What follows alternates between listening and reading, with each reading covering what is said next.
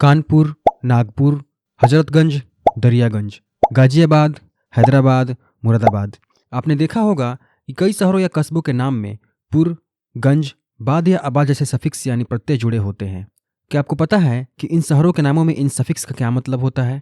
हमारा भारत विविधताओं से भरा देश है। यहाँ करीब 700 से ज़्यादा भाषाएं बोली जाती हैं, मगर उत्तरी, मध्य, पूर्वी और पश्चिमी भारत में कई बड़े शहरों, जिले या कस्बों के नामों में एक बात कॉमन देखने को मिल जाती है। उनके नाम के पीछे लगाया जाने वाला शब्द पुर, गंज, बाद या आबाद। इन तीनों शब्दों का अपना एक इतिहास है जो कि काफ़ी रोचक है। देश के कुछ बड़े शहर उदयपुर, नागपुर, जबलपुर, जोधपुर और जयपुर जैसे कई अन्य नामों में एक चीज़ कॉमन देखने को मिलती है, और वो है पुर। ऐसे बहुत सारे शहर हैं जिनमें इन सफिक्स या प्रत्यय का इस्तेमाल किया गया है, लेकिन बहुत लोगों को इसका मतलब नहीं पता होता है और यह सदियों से बस ऐसे ही चला आ रहा है। पुर शब्द का जिक्र विशेषकर भारत के सबसे प्राचीन ग्रंथ ऋग्वेद में मिलता है, जिसका अर्थ शहर या किला होता है। अब आपको पता चल गया होगा कि यह शब्द कितना पुराना है। ऋग्वेद को करीब 1500 ईसा पूर्व का ग्रंथ माना जाता है, यानी कि आज से करीब 3500 साल पुराना ग्रंथ। भारत के इतिहास में ऐसे कई शहर थे जिनके नाम में पुर लिखा जाता था। उदाहरण के लिए हस्तिनापुर। महाभारत काल में पुरुवंशी राजा हस्ती ने हस्तिनापुर की स्थापना की थी, जिसके नाम में पुर का इस्तेमाल किया गया था।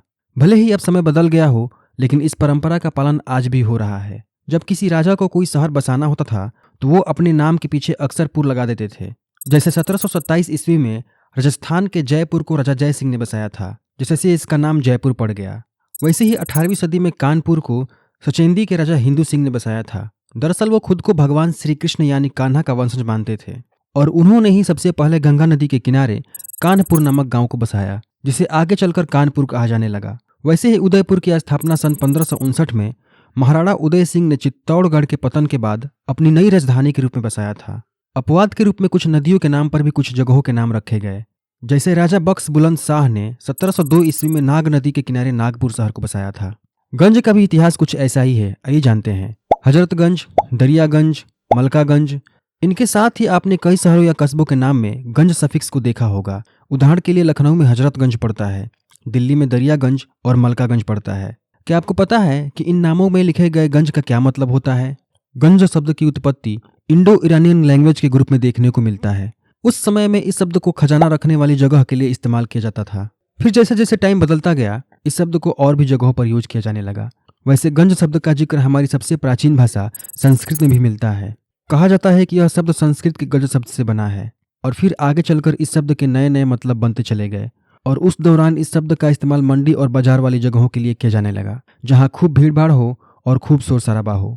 तथा पुराने समय में जिन जगहों पर बाजार लगते थे, उस स्थान को भी फिर गंज कहा जाने लगा। उदाहरण के लिए दिल्ली के दरियागंज में पहले दरिया के किनारे यानी यमुना नदी के किनारे बाजार लगता था, जिसके बाद इसे दरियागंज कहा जाने लगा। ठीक ऐसे ही दिल्ली में एक और सदर बाजार है, जहां पर एक जगह डिप्टीगंज पड़ती है।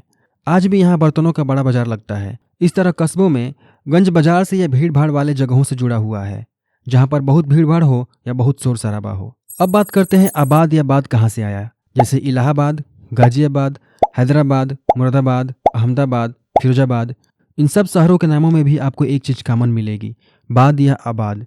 भारत में ऐसे बहुत शहर हैं जिनके नाम के पीछे आबाद या बाद लगा है, लेकिन भारत के अलावा भी कुछ ऐसे देश हैं जिनके शहरों के नाम में बाद या आबाद इन दोनों सफिक्स का उपयोग हुआ है। जैसे पाकिस्तान में इस्लामाबाद व बांग्लादेश में जलालाबाद।